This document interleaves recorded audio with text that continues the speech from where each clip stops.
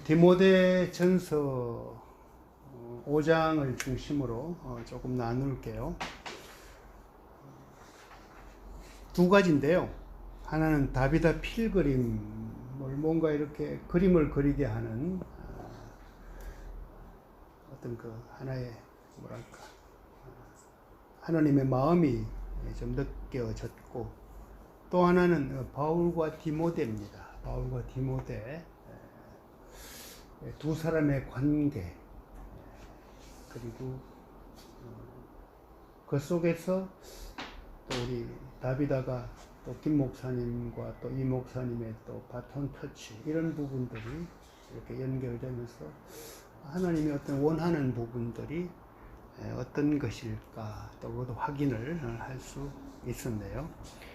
첫째는 다비다 필그림인데요. 어제 본문 큐티를 보면은 이 과부는 약자란 말이야. 그죠? 말 그대로 가장 약자인데 과부들을 좀 돌봐야 되는데, 공동체가 사실은 이때 디모데가 에베소에서 목회를 하고 있었거든요. 편지를 디모데전서를 썼을 때 에베소는 바울 입장에서 굉장히 이렇게 그 교회를 3년을 사역했기 때문에 굉장히 애착이 가는 곳이에요. 그리고 에베소서 같은 걸 보면은 그 영성의 깊이들 있잖아요. 성경 중에서 바울이 쓴 글들 중에, 편지 중에 와, 참 영성의 깊이가 느껴진다. 그게 이제 에베소서에 다 나타나. 왜냐하면은 사랑한 만큼 그 성도들을 향해서 이렇게 눈물을 쏟을 만큼 그게 이렇게 깊어진 게 아닐까, 그런 생각을 하게 하는 겁니다. 그 에베소에 이제 디모데가 목회를 하고 있을 때 바울이 쓴 편지가 디모데전서예요. 근데 그러다 보니까 이제 이게 말 그대로 있잖아요. 그 뭐랄까, 마치 부모님이 자식한테 막 잔소리하고 노파심이 나타날 정도의 굉장히 개인적인 이런 얘기들을 굉장히 많이 합니다. 그러니까 다른 때 같으면 이런 얘기, 에베소서 이런 얘기가 나올 수 없죠. 없는데 여기서는 그 디모데를 수신자가 디모데니까, 야, 너는 내 사랑하는 영적인 아들이고 나의 동력자다. 그 두 가지 정체성 속에서 이 편지를 써가는데, 그 중에 하나로 들어간 게 뭔가 하면은, 이제 나이 많은 사람들 이렇게 꾸짖지 말고부터 시작해서 그 당시에 일반적으로 일어날 수 있는 것과 사실은 반대로 살아라는 얘기예요. 그 문화들이 형제 나이 어림 좀 업신여기는 것도 같고, 나이 든 사람들 뭐 그냥 공경하기보다는 막 꾸짖고 막 이렇게, 응? 할아버지 왜 그래, 손이 갈 때가 많아요 부터 시작해서 뭐 이런 분위기들, 좋은 의미로 그런 게 아니고 뭐 진짜 어떤 그런 게 있었는데, 바울은 걱정스러운 게 뭔가 하면 그것부터 좀 내가 반대 정신으로 살아라. 또 하나 남는 게 이제 과부 문제가 나왔어요. 그 당시 이 과부 문제라는 건 아까 뭐 김 목사님 얘기했지만은, 이게 어떤 사회적 환경 속에서 약자로 치면 최대한 약자인데, 그 중에서도 소위 참과부라는 말을 썼어. 그 말은 뭔가 하면요, 저는 바울이 사실은 이 디모데전서 쓰는 것을 보면서 모든 편견 다 내려놓고 아버지가 아들에게, 또는 나름대로 스승이 제자에게, 아니면은 어떤 먼저 그 길을 간 동력자로서 또 다른 동력자에게 쓸 수 있는 그 마음들이 헤아려지는데, 뭔가 하면은 이거더라고요. 예를 들어 집사를 부를 때 하나님이 사도행전에서 초대교회 집사를 세우고 어떻게 했어요? 복잡한 거 안 따져요. 뭐죠? 성령과 지혜가 충만한 자예요. 이게 막연하지. 뭘 어떻게 하고 구체적인 내용이 없단 말이야. 그죠? 제자를 부를 때 어땠어요? 베드로부터 시작해 불러갈 때, 야, 너는 말이야 스펙이 어떻게 되고, 전혀 안 따르죠. 그죠? 그런데 디모데에게 바울이 왜 이런 말을 썼을까, 이런 얘기예요. 그래서 목회서신이야. 그 말은 뭔가 하면은, 내가 생각하고 나의 경험으로 봤을 때 너의 수준에서 이렇게 하는 게 실수가 적다는 그 마음이, 이게 반드시 너는 이렇게 해야 된다라는 말을 부탁을 하면서도, 야, 너한테는 이렇게 하는 게 좋을 것 같아. 이게 이제 어제 본문 말씀 제가 한번 볼게요. 60세 이상 또는 한 남편의 아내였던 사람, 그러니까 과부죠 당연히. 그는 선한 행실로 인정받는 사람, 곧 자녀를 잘 부양했든지 실적이 있어야 돼.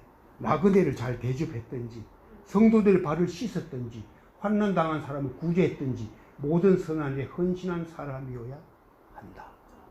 이렇게 돼 있어요. 그럼 이게 뭘까, 이게? 여기서 하는 얘기는 아주 간단해. 그냥 이런 사람들을 명부에 올려서 우선적으로 도와주라. 이런 얘기예요.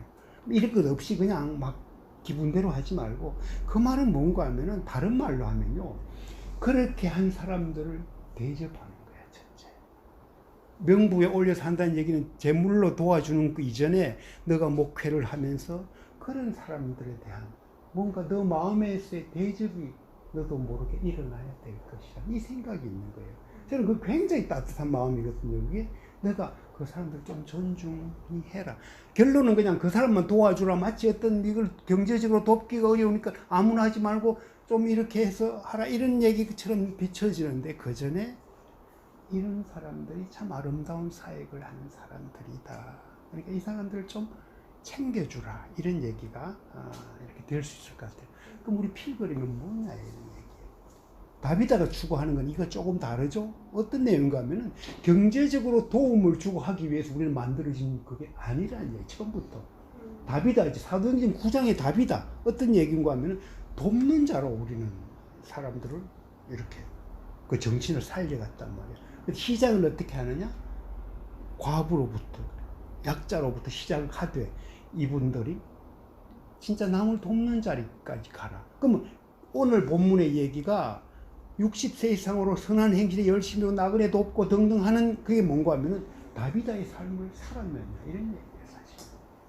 그 삶을 살아온 사람들을 중심으로 이분들을 이제 여기서 재물 시험만 했는데, 우리 다비다의 필름이 뭘 하느냐? 이분들에게 진짜 마지막 영적 여행, 진짜 아름답게 할 수 있다. 최고의 인생 여행을 할 수 있도록 돕자. 이제 그런 얘기죠. 그러니까 다비다 필그림은 쉽게 얘기하면, 오늘 모고된 디모데전서 5장 10절 그랬는데요. 이런 삶을 살았는데, 우리 따지가지고 너 그러면 뭐 집 권사님은 살았어, 이걸 따지라는 얘기가 아니고, 다비다 정신을 가지고 이렇게 살아왔는데, 이분들이 이제 디모데전서 우리가 5장 10절 그 참 과부, 이런 거기서 우리가 돕는 얘기는 뭔가 하면, 이분들을 이제 진짜 돕고 싶다. 이렇게 살려고 했는데 못 살아갈 수 있을지 모르지만, 그래도 평생을 다비다처럼 자녀 키우면서 내 살아왔죠? 안 사는 게 아니죠, 그죠? 그럼 그 사람들을 진짜 우리가 대접하자. 어떻게 대접하느냐? 물질 대접 이게 아니고, 여전히 젊었을 때나 나이 들었을 때나 영적인 이렇게 도움을 그러니까 섬기자. 이제 그런 얘기들로 우리 김 목사님하고 제가 지난번에 한번 의논을 했던 얘기, 그리고 지난번에 우리 운영위원회에서 이야기를 했던 얘기죠. 그러니까 열심히 선한 일에 헌신하고 살아온 연로한 과부를 물질적으로 돕는 사역을 넘어서는 인생 최고의 영적 순례, 이거로 만들어가죠. 그러면은 이제 와, 진짜 인생을 참 아름답게, 내가 평생을 혼자 그렇게 외롭게 살고 힘들게 살았지만은 결국은 나에게 인생의 가장 아름다운 그런 영적 순례를 하나님이 허락하셨구나, 이 고백들을 하게 될 거란 생각을 하고 있죠. 그리고 매월 중순 전국에 좋은 곳을 찾아 여행하며 영성 훈련을 한다. 이 김 목사님이 마지막 달려갈 길이라는 생각도 그렇게 합니다. 두 번째, 바울과 디모데예요. 이 바울에게는 루스드라의 추억이 있어요. 굉장히 아픔이에요. 그건 뭔가 하면은, 사도행전 14장 8절 보면은 이게 1차 전도 여행의 끝물이야, 끝물. 1차 전도 여행이 끝날 때, 그때 바울과 누구예요? 바나바가 동력을 해서 가잖아요. 태어나서 걸어보지 못한 장애인을 일어나라 그래서 걷게 합니다. 바울이 이제 그런 기적을 행했죠. 그러고 나니까 난리 났네. 와, 이거 신이 임재했다. 그래서 제우스와 흠에, 제우스가 누구예요? 이 바나바 보고 제우스라고 부르고, 흠에를 바울이라고 부르면서 막 난리가 났네. 이 그리스 신화에 나오는 사람들이잖아, 다. 그때 바울이 있죠. 그거에 대해서 기가 막혀. 완전 옷을 찢으면서 노 오직 그분이 영광을 받으실 것이다. 한번이 말하니까. 그때 전도 사역의 끝 무렵에 나타나는 바울의 모습이죠. 그리고 무슨 일이 일어나는 거면 이 유대인들이 무리를 충돌해서 뭐죠? 돌로 바울을 쳐서 죽을 지경까지, 아니 죽은 줄 알고 끄집어내기까지 했어요. 그런 어떤 고난을 당하고 마무리를 한 게 그 1차 전도 여행이었는데, 거기에서도 뭐죠? 바울은 죽음의 위협에도 포기하지 않는 사역을 했다. 아픔 나타나죠? 결국 바나바와 결별을 해 그렇게 참 동력하던 이 1차 전도 여행의 어떤 아픔이 이렇게 있었다면 2차 전도 여행의 시작을 어디서 하는 건데 그 자리로 갑니다. 바로 거기에서 누구를 만나냐? 디모데를 만나요. 물론 그 전에 아마 1차 전도 여행 때 어떤 회심하는 과정이나 이런 부분이 있었다고 이렇게 해석을 하기도 합니다만, 구체적인 얘기가 루스드라의 2차 전도 여행 시작하면서 이 고향이, 디모데 고향이 루스드라야. 여기에서 디모데를 만납니다. 사도행 16장 보면 나타나요.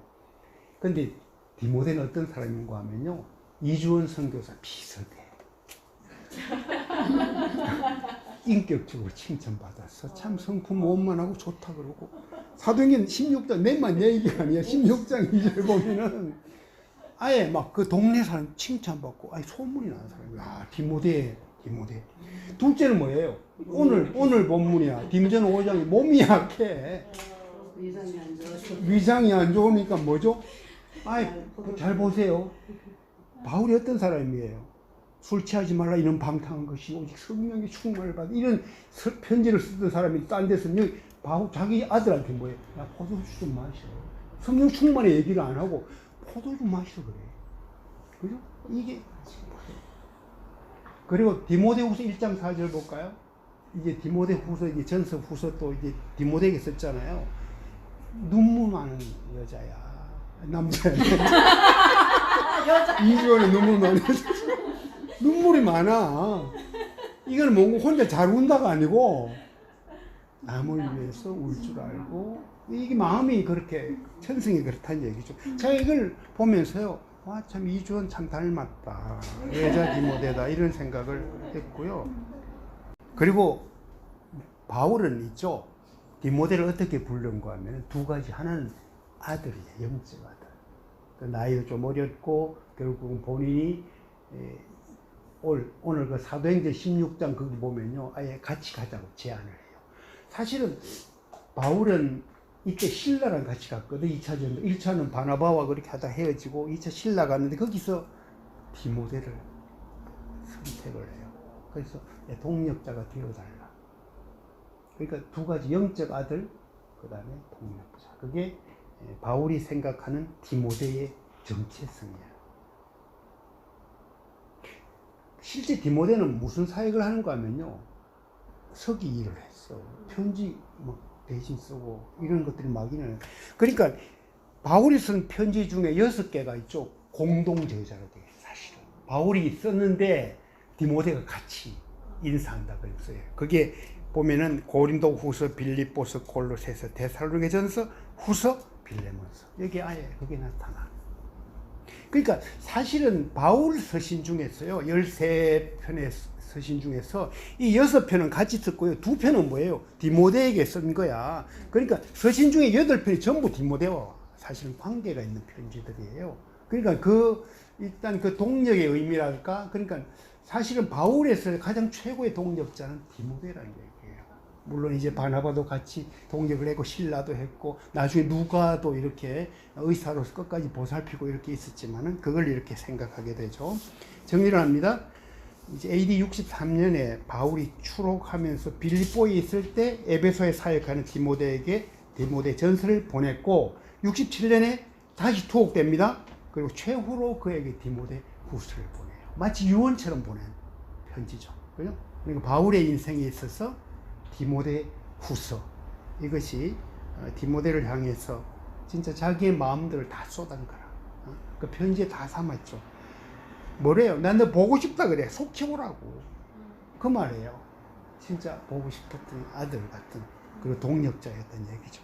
그래서 결론을 내리면 디모데의 신앙과 품성은 고향에도 인정을 받았다. 이주원 다 성품 좋다고 막 칭찬 많이 이렇게 하는데 저 짧게 지나면서 보니까 저도 그거를 확인을 했고요. 그는 몸이 약했고 눈물이 많았다. 영락 없는 이주원이죠.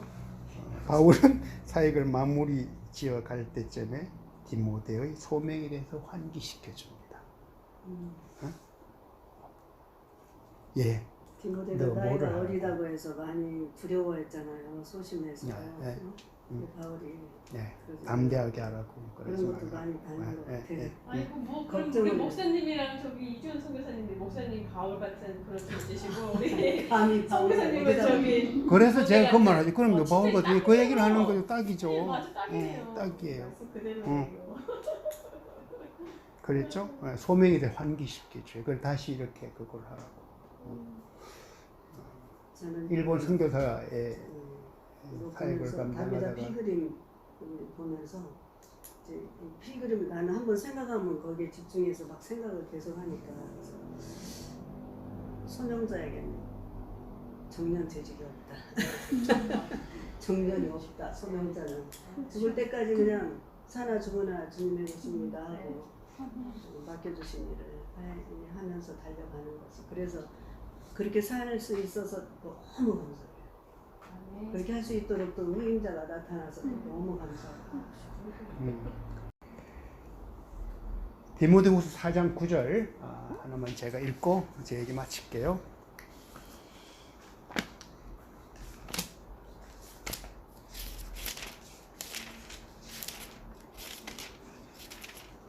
장 9절입니다. 네. 그대는 속히 내게로 와라.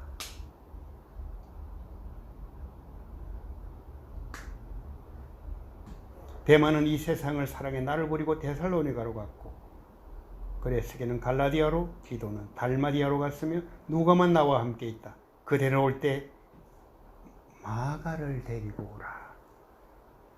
마가가 누구예요? 바나바하고 의견 충돌이 있다가 그 마가 때문에 헤어졌거든. 바나바는 참 마음이 참 착한 사람이야. 예, 여려. 그리고 뭔가 사랑이 많고 그래. 바울은 단호함이 있었지. 옛날에 한번 생각나요? 우리 바울과 바나바 이야기할 때 누가 바나바 같고 누가 바울 같냐 그랬을 때 내가 바나바 같고 목사님이 바울 같다고 우리 다 큐티에서 나눴잖아. 그랬었어요? 기억 안 나요? 내가 훨씬 착하다는 얘기지. 나도 성한 얘기지. 얘기한 것 같아. 그랬더니 목사님이 바로 그랬어. 맞아. 목사님이 거꾸로라 그러면서 내가 바울이고 이렇게 바나바라고 그랬어요. 그러고 보니까 내가 국장님보다 착하죠. 맞아. 그러면서 인정을 했어. 그런 얘기가 있었잖아. 예. 이제 그때 뭔가 마가 때문에 헤어졌거든. 그게 하기야 뭐 바나바는 피는 물보다가 자기 생질이니까 마가를 데려가고 싶지.